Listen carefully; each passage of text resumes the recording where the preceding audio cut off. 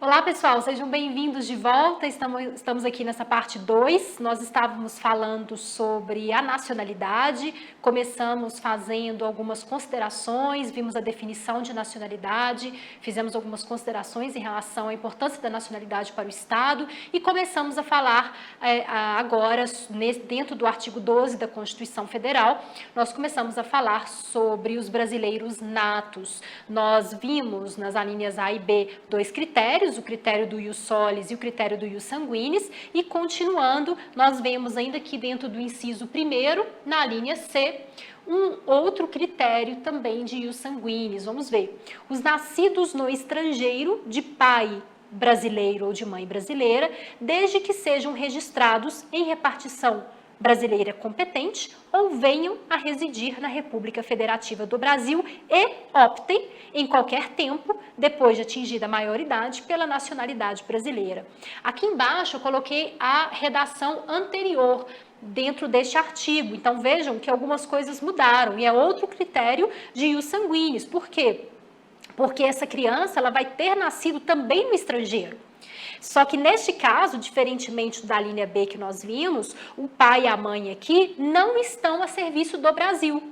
Porém, ainda assim é possível você manter, né, aqui a característica do brasileiro nato, sim, desde que seja registrado em repartição brasileira competente. Então, pai e mãe não estão a serviço do Brasil, porém os pais podem ir registrar a criança em repartição brasileira competente ou, então vejam aqui que tem um ou outro, né, ou mesmo venham a residir. Vamos ver aqui que na antiga, a linha C, olha como é que era a redação. Os nascidos no estrangeiro, desde que venham a residir. Então, colocava a condição de vir residir no Brasil, né?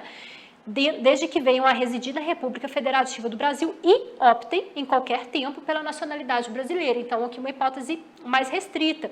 A anterior ainda, os nascidos no estrangeiro, de pai brasileiro ou de mãe brasileira, desde que sejam registrados em repartição brasileira competente ou venham a residir na República Federativa do Brasil antes da maioridade. Então aqui eu coloquei em negrito para vocês verem o que muda. Colocaram ali antes da maioridade.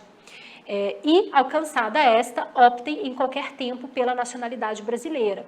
Bom, então a redação ali ela é um pouquinho mais abrangente do que as anteriores e foi modificada pela emenda constitucional número 57 de 2007. Coloquei o optem aqui para vocês dentro do artigo em negrito também, porque a escolha, né, pela nacionalidade ela vai ser um ato personalíssimo. Então, é a pessoa que deve optar, ela não pode fazer isso por intermédio dos pais, tá? Então, a pessoa que vai ter que optar e que vai ter que agir em prol dessa nacionalidade. Eu coloquei aqui para vocês de quem é a competência dentro do Brasil para questões que envolvam a nacionalidade. Artigo 109, estou ainda dentro da Constituição Federal. O artigo 109 vai dizer, aos juízes federais compete processar e julgar, já trouxe aqui o inciso 10º, os crimes de ingresso ou permanência irregular de estrangeiro, a execução de carta rogatória após o exequatur e de sentença estrangeira após a homologação, as causas referentes à nacionalidade. Então, as causas referentes à nacionalidade, inclusive a respectiva opção, e a naturalização. Então, a gente tem a competência da Justiça Federal para questões envolvendo a nacionalidade. É possível recorrer? Sim. O artigo 108 vai trazer a hipótese de a quem você recorre, né? Compete aos tribunais regionais federais, então compete aos TRFs. No inciso 2º, julgar em grau de recurso as causas decididas pelos juízes federais e pelos juízes estaduais no exercício da competência federal da área de sua jurisdição. Então, aqui também, em grau de recurso, está falando que a competência vai ser do TRF. Bom, nós temos, então, dentro desses dois critérios, queria comentar um pouquinho com vocês do critério do ius solis, né, e do critério do ius sanguinis. O ius solis, ele tem esse critério territorial, né? De onde que vem isso? Aqui, também acompanhando o pensamento do professor Paulo Portega, ele vai dizer que esse critério territorial, ele tem origem no feudalismo.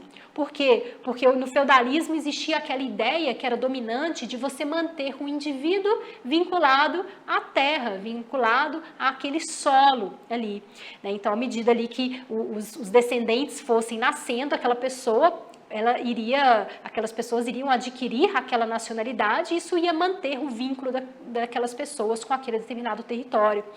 O critério do ius solis, ele também foi muito adotado com os estados mais novos. Os estados cuja criação foi mais recente, eles adotaram o critério territorial, o critério do ius solis, justamente para permitir a formação de um novo povo. Então, era uma maneira ali de você evitar o vínculo desse povo, que se queria um povo novo, com os seus antigos territórios. Então, essa era a ideia, né, de evitar esses vínculos com os territórios de origem. Já o critério do ius sanguinis, a gente observa, é um critério mais antigo, ele é mais antigo ainda, esse critério, do que o próprio critério do ius solis, né? Então, isso se refere ou aos pais que têm aquela nacionalidade, ou mesmo a outros ascendentes que tenham aquela nacionalidade, e o objetivo aqui do ius sanguinis, ele vai ser muito utilizado por aqueles estados onde a emigração, ela foi muito marcada. Então, estados de onde saíram, né, muitos ali dos seus nacionais para irem para outros estados, privilegiaram esse critério do ius sanguinis como uma maneira também de fazer com que essas pessoas, elas não perdessem o vínculo com seus territórios, com seus estados ali de origem. Então, essa curiosidade aqui para vocês a respeito desses dois critérios, ius sanguinis e ius solis. Bom, é possível adquirir a nacionalidade também aí eu coloquei outros critérios, o primeiro aqui, a naturalização. A naturalização pode ser tanto de matriz legal quanto de matriz constitucional.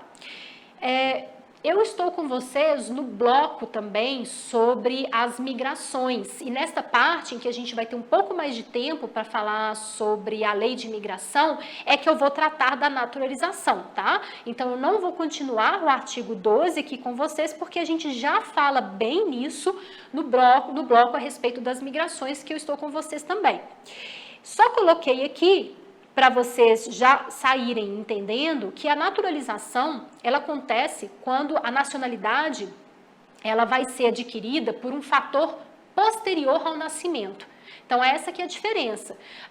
O brasileiro nato é um fator ali daquele momento do nascimento, e quando a gente fala de uma naturalização, a gente está falando de um fator que é posterior ao nascimento. Podem ser inúmeros fatores, isso depende, como nós comentamos no primeiro bloco, já que a nacionalidade ela é de regulamentação do Estado, é de regulamentação do direito doméstico de cada um dos estados, cada estado vai estabelecer ali as suas regras, inclusive de naturalização, tá?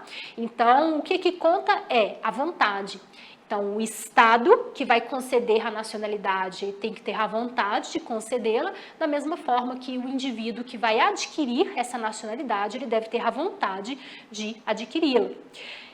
Existem aqui para a gente dois tipos, no sentido que a naturalização de matriz constitucional é a que está prevista no artigo 12, o inciso 2º, que eu vou tratar com vocês no bloco lá para frente. E a naturalização de matriz legal é a que está prevista na nossa lei de imigração. A nossa lei número 13.440, 13.4456, de 2017. Então, lá também eu vou tratar das hipóteses de naturalização trazidas pela lei de imigração. Trouxe aqui algumas outras opções, não necessariamente que o Brasil adota, mas para vocês saberem que você pode adquirir a nacionalidade também por casamento, né? Na Itália é possível, se você se casar com um italiano, ainda que seja um casamento ali religioso ou mesmo um casamento civil, você pode, religioso com efeitos civis, né, ou a união civil para pessoas do mesmo sexo, você pode adquirir a nacionalidade por motivos de casamento. No Brasil, não. Eu até trouxe aqui uma parte de um julgado em que o ministro Celso de Mello ele vai dizer que não se revela possível, em nosso sistema jurídico constitucional, a aquisição da nacionalidade brasileira em iure matrimônio, então por matrimônio, né, por direito de casamento. Vale dizer como efeito direto e imediato resultante do casamento civil. Então, nós não temos aqui essa possibilidade. Existe também a possibilidade em alguns estados de você adquirir a nacionalidade pelo vínculo funcional com o estado.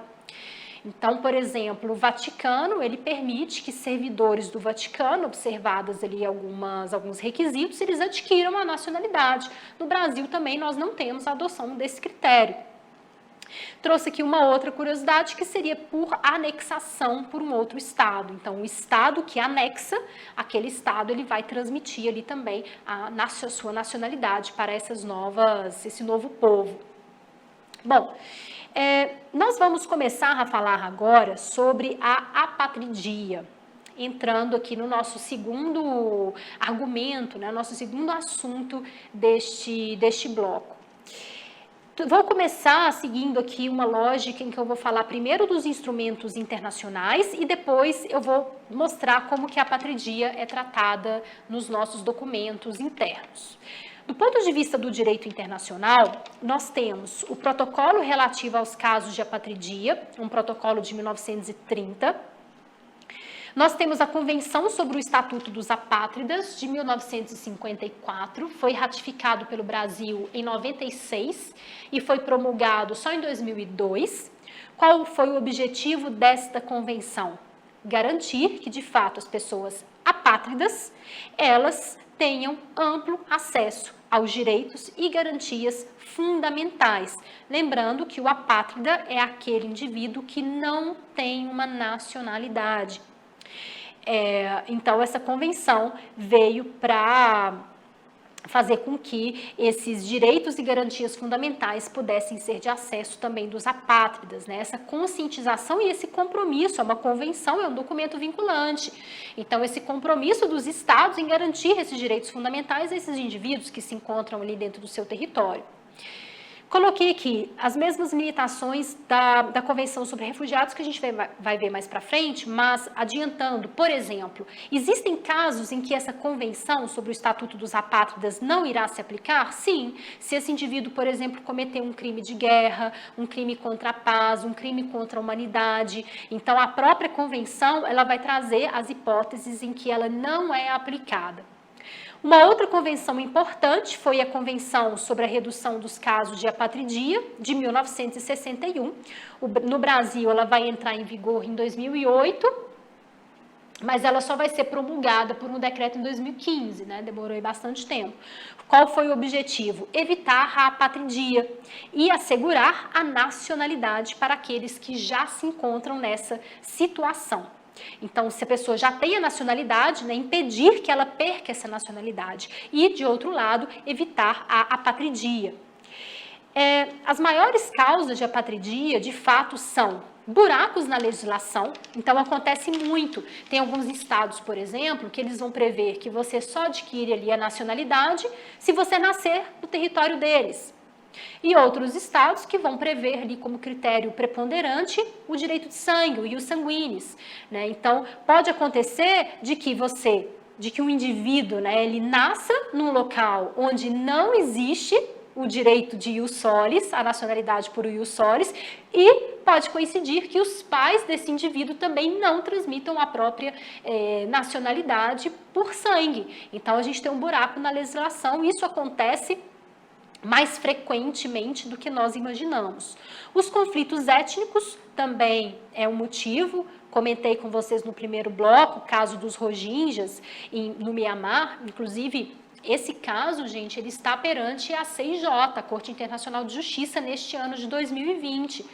Então, eu convido vocês a conhecerem, né, este caso aqui, porque o Gâmbia vai acusar o Mianmar de genocídio em relação a esses Rohingyas. Então, a gente estaria falando aqui de uma possível responsabilização do Estado por esta prática. É um caso que está atualmente sendo julgado pela Corte Internacional de Justiça.